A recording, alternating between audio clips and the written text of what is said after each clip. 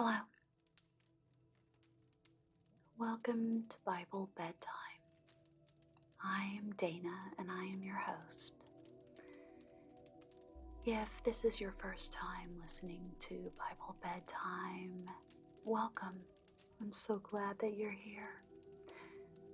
In each episode of Bible Bedtime, I read a full chapter of the Bible, followed by a reading from the book of Proverbs, and ending the episode with the Lord's Prayer. Tonight is episode 152 of Bible Bedtime, and I will be reading from Leviticus 17. After I read the chapter, I will then read from Proverbs 5. I'm still recovering from my chest cold that I talked about in the last episode, so if my voice sounds a little different than usual, just stick with me as I get better. Now,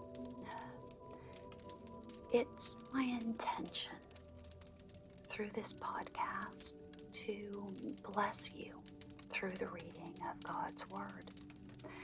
And so many of you have reached out to me through Facebook and offered encouragement. Thank you so much. You know, podcasts are just this form of one-way communication. And sometimes I am left wondering if anyone is listening. So when I get feedback from listeners, it really makes my day. And if you would like to reach out and share your experiences, or ask for a prayer, or or just say hello, please do reach out to me through the Bible Bedtime Facebook page. I read and I respond to every comment. Now, as I have done in some previous episodes, I would like to take a moment to talk about a nation on the globe where we don't have any listeners to Bible Bedtime. One thing that I have and that I'm able to see is a map of where all of Bible Bedtime's listeners are. And I love looking at that map. We have listeners from Norway, the northern part of Norway, all the way down to southern Australia and New Zealand, and every continent. So there are some countries that stand out because we don't have listeners, and to me it's very interesting to see who are the people who live in those nations. The one that I looked at today was a small country called Kyrgyzstan. Kyrgyzstan is located in Central Asia. It's a landlocked country. There are no oceans. In fact, unlike most places, the rivers in Kyrgyzstan do not drain to an ocean. I find that fascinating.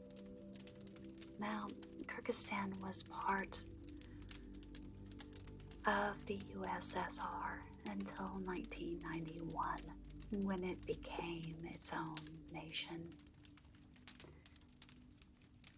Kyrgyzstan is heavily influenced of course, by Russia and the former Soviet nations, but it's also heavily influenced by Turkey, by European countries, by other Asian countries such as China, and the Southern Asian nations as well. I imagine its culture is very diverse and very rich in traditions. And I know that tonight, as I settle in to sleep, I will, in my heart, say a special prayer to the people of Kyrgyzstan, that they will be healthy and happy, safe, and that they will know the peace that comes from knowing God.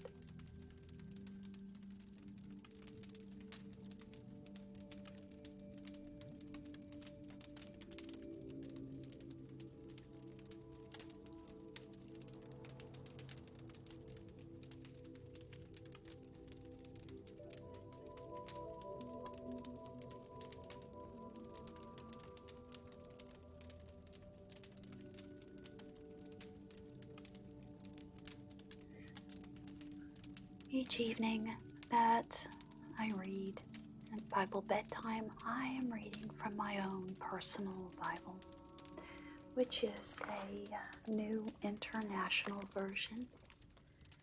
I've had it for about 20 years, so it has been well read and written in and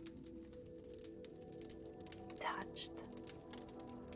And there may be times when you hear pages rattling and turning. Leviticus 17. The Lord said to Moses, "Speak to Aaron and his sons and to all the Israelites and say to them what the Lord has commanded. Any Israelite who sacrifices an ox, a lamb, or a goat in the camp or outside of it, instead of bringing it to the entrance to the tent of meeting to present it as an offering to the Lord in front of the tabernacle of the Lord, that man shall be considered guilty of bloodshed. He has shed blood and must be cut off from his people. This is so the Israelites will bring to the Lord the sacrifices they are now making in the open fields. They must bring them to the priest, that is, to the Lord, at the entrance to the tent of meeting, and sacrifice them as fellowship offerings. The priest is to sprinkle the blood against the altar of the Lord at the entrance to the tent of meeting, and burn the fat as an aroma pleasing to the Lord. They must no longer offer any of their sacrifices to the goat idols, to whom they prostitute themselves. This is to be a lasting ordinance for them and the generations to come. Say to them, any Israelite or any alien living among them who offers a burnt offering or sacrifice and does not bring it to the entrance to the tent of meeting to sacrifice it to the Lord, that man must be cut off from his people.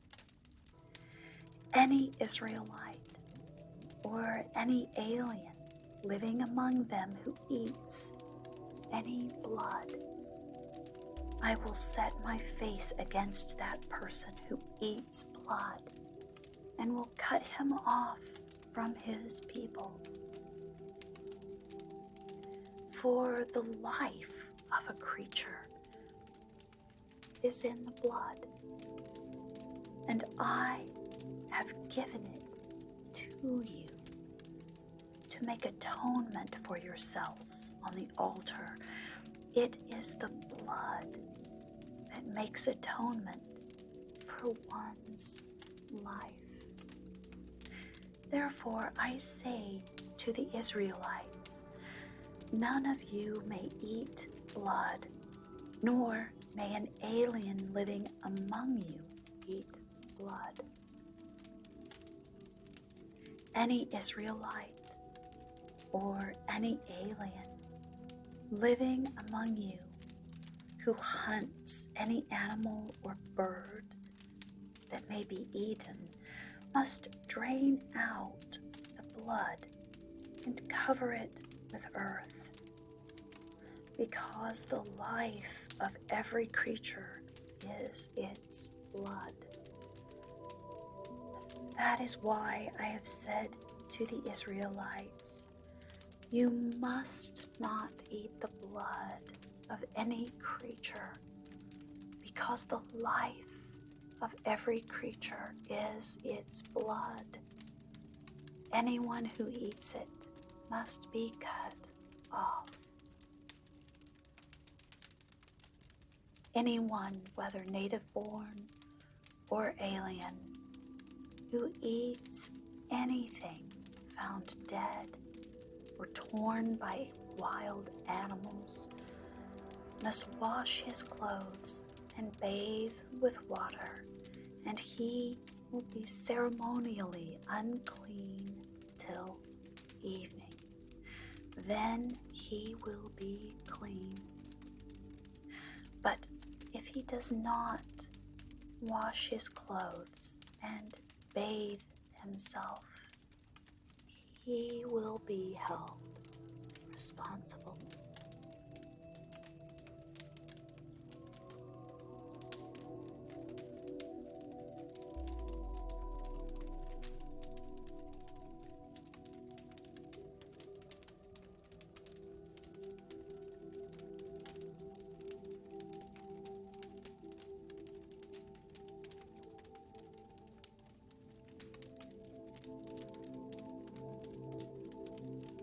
Tonight I will read Proverbs 5, 7 through 14.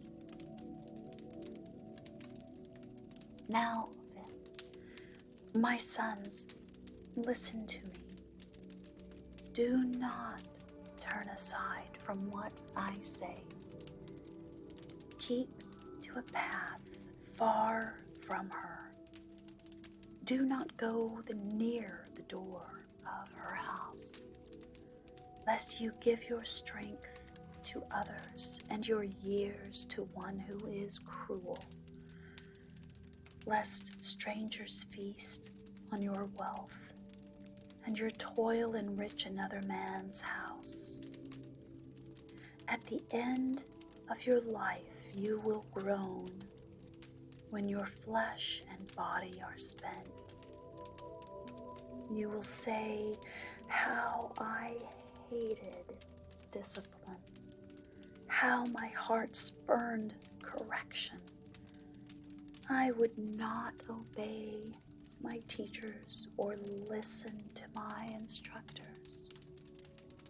I have come to the brink of utter ruin in the midst of the whole assembly.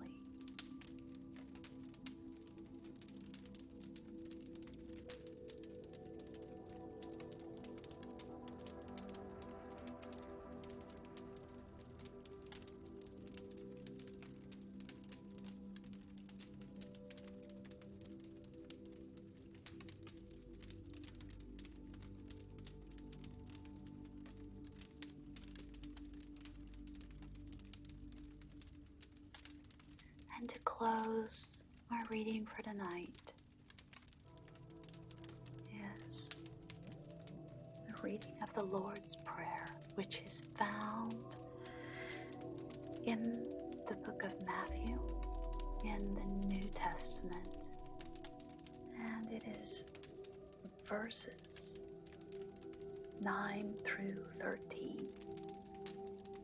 It reads, "This then is how you should pray. Our Father in heaven, hallowed be your name. Your kingdom come.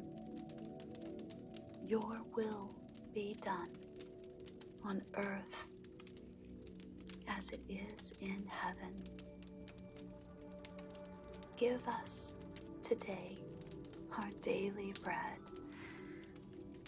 Forgive us our debts, as we also have forgiven our debtors.